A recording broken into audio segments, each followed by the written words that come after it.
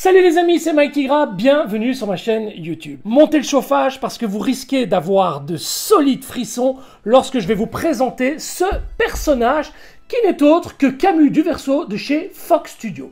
Alors, petit rappel, Fox Studio, vous le savez, c'est une société non officielle qui dit non officielle, dit non sponsorisé par la boutique qui me suit habituellement pour le reste des vidéos de produits officiels. Camus du Verseau est l'avant-dernier Chevalier d'Or à sortir par la société Fox Studio.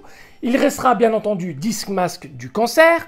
On aura vu les 12 Chevaliers d'Or sortir en moins de 2 ans et demi, les amis, en moins de 2 ans et demi. Si ça, c'est pas vraiment un exploit, c'est un résultat qui est quand même très convaincant. Les 12 Chevaliers d'Or ensemble, ça va vraiment être une pépite.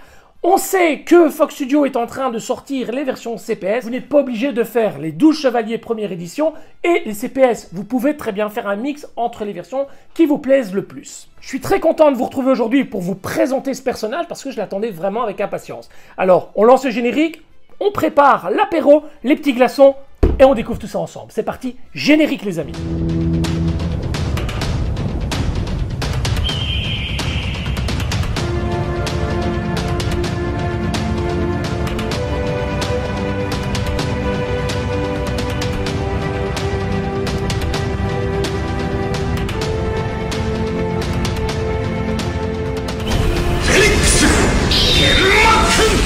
Le personnage possède une boîte très grande.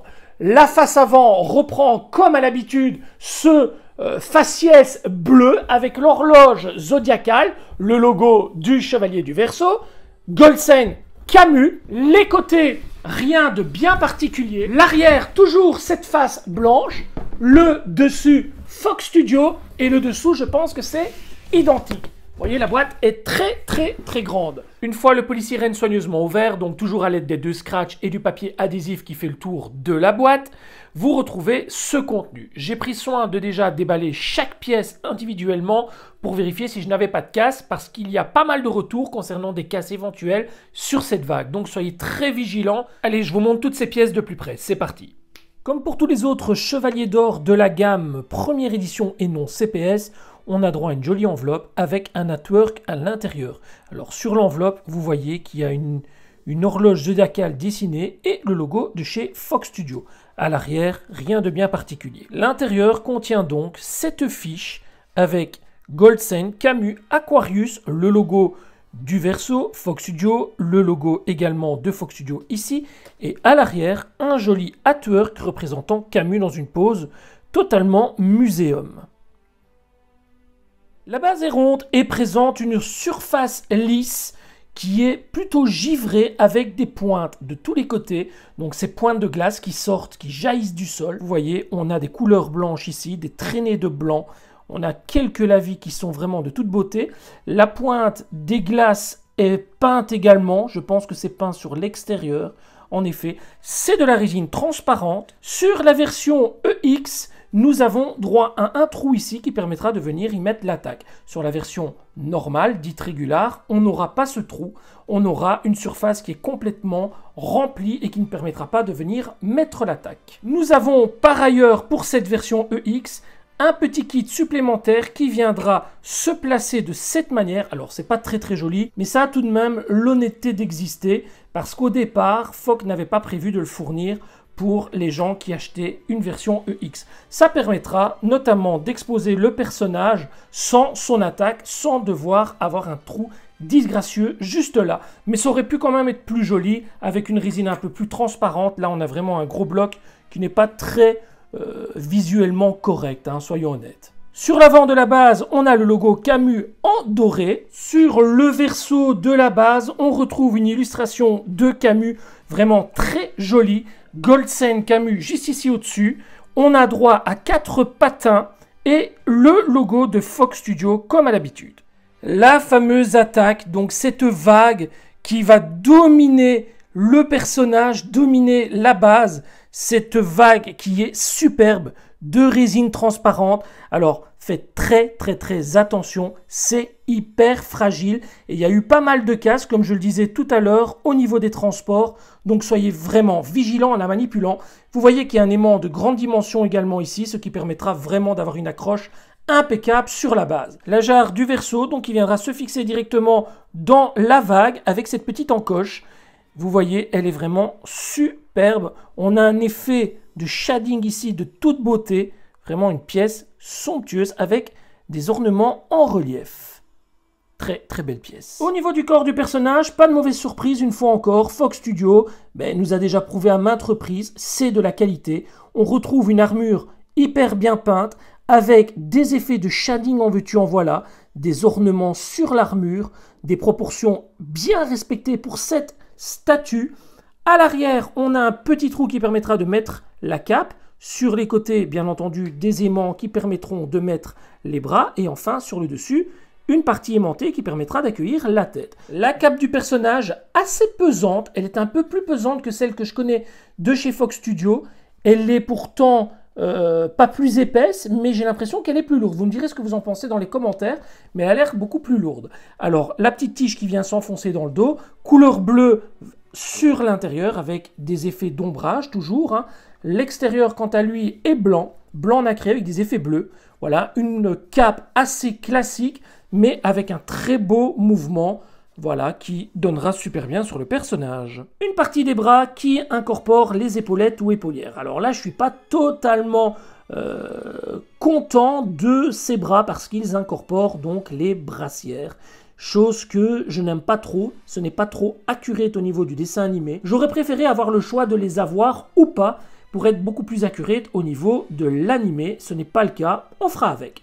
Alors, partie aimantée, les épaulières, vous le voyez, ou épaulettes, sont hyper bien réalisées. On a différentes teintes, la lumière reflète parfaitement, le shading exceptionnel, la musculature du bras est vraiment palpable. On retrouve vraiment une qualité digne de Fox Studio. Seconde partie des bras, donc cette partie viendra se clipser sur les pièces que je viens de vous montrer à l'instant. On retrouve vraiment le galpe de l'armure du Verseau, là c'est vraiment exceptionnel. Alors petit bémol pour les doigts, je ne les trouve pas excessivement bien finis, surtout qu'ils ont quasiment tous la même longueur. Je les trouve très minces, très rikiki, on perçoit pas très bien les ongles. Maintenant, une fois encore, cette partie sera vers le ciel, donc on s'en fiche un petit peu, mais c'est vrai que si on devait la voir de face comme ça, ce serait pas terrible du tout. Le visage sans casque, alors hyper accurate à ce qu'on connaît de Camus. On retrouve bien entendu les sourcils doublés, donc cette caractéristique qui est propre à Camus. La couleur des cheveux hyper accurate, les mèches sur l'avant assez longues, le visage sévère mais pas trop tout de même, les mèches sont exceptionnelles. Regardez quel travail d'orfèvre. On est là devant une œuvre d'art. Toutes les mèches sont séparées. Vous voyez, elles sont vraiment superbes et pas de casse. On a vraiment un mouvement qui donne une ampleur à la chevelure exceptionnelle. Ça va vraiment être difficile de choisir entre la version casquée ou non casquée. Le visage casqué, totalement identique, mais avec le casque. On a bien entendu la petite mèche qui vient passer au-dessus du casque. Tout le reste est identique à l'autre version que je viens de vous montrer. Regardez, un travail exceptionnel, une beauté à couper le souffle. Vraiment, Fox Studio fait du très très bon travail. Un buste qui pourra accueillir la seconde tête grâce à cette partie aimantée. Alors ici, pas question de venir y fixer d'autres bras. Il n'y a qu'une seule paire de bras fournis pour cette statue et on se contentera donc du buste et de la tête casquée ou non. Le temple du Verseau dans sa forme ronde bien connue, une feutrine noire juste en dessous. Bien attention qu'il y a une toute petite pièce à venir placer juste au-dessus du temple qui se trouve dans la boîte. Ne passez pas au-dessus. Voici la petite pièce en question qui vient se fixer sur le temple. Et enfin, pour terminer, le petit présentoir qui accueillera la petite plaquette avec le numéro. Sur la face principale, donc, le signe bien reconnaissable du Verseau, tandis que sur l'arrière, on a droit à une horloge zodiacale avec le numéro de la statue. Et c'est donc la numéro 7 sur 231 que je possède. Un grand merci à Fox Studio pour l'envoi de ce numéro 7. Ça me permet de compléter ma gamme de numéro 7 au niveau des chevaliers d'or. Je rappelle à tous ceux qui possèdent éventuellement un numéro 7 que je suis à la recherche de ceci. N'hésitez pas à me contacter les amis, ça me ferait vraiment plaisir de pouvoir avoir toute la série en numéro 7. Comme je vous le disais tout à l'heure, il y a deux possibilités de montage. Un premier montage plus simple, plus épuré avec le personnage et son attaque, mais sans cette espèce de jarre qui coule à flot sur la base. Et donc un montage un peu plus élaboré avec cette fameuse attaque, cette eau, cette vague qui traverse un petit peu toute cette base. On commence par la première version, et donc je me munis de ce petit cache qui permettra de cacher la partie qui viendra accueillir la vague. Ensuite, je me munis du personnage que je vais venir plugger dans la base. Je place la cape. Ensuite, avant de placer les bras, il vous faudra poser la tête. Une fois cela fait, vous pouvez positionner les bras avec les épaulières. Et enfin, on va venir délicatement poser les bras. Et voilà, la première version de la statue est montée. Je vais la regarder. Ah oui, elle est très belle. Beaucoup plus muséum sans l'attaque.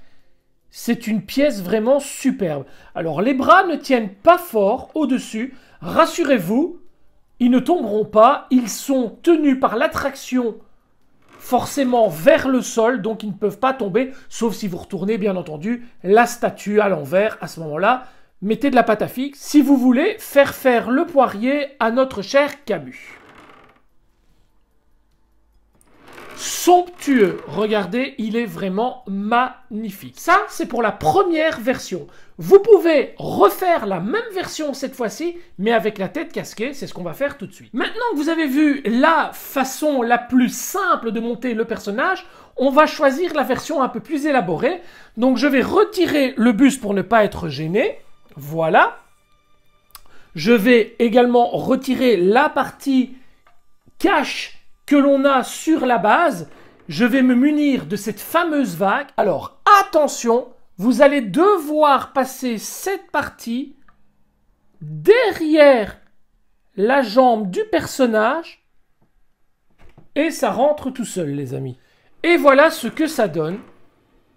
Jusque-là, rien de bien compliqué. Il faut vraiment prendre le temps de bien faire tourner cette partie-là, juste derrière la jambe du personnage. C'est pas bien compliqué. Vous allez avoir besoin de la jarre. Et la jarre, vous venez simplement l'enfoncer. Les amis, ça rentre tout seul. Vous avez un petit arrêt et ça ne tombera pas. Vous n'avez pas besoin de mettre de pâte à fixe. Ça ne bougera pas. C'est vraiment bien enfoncé.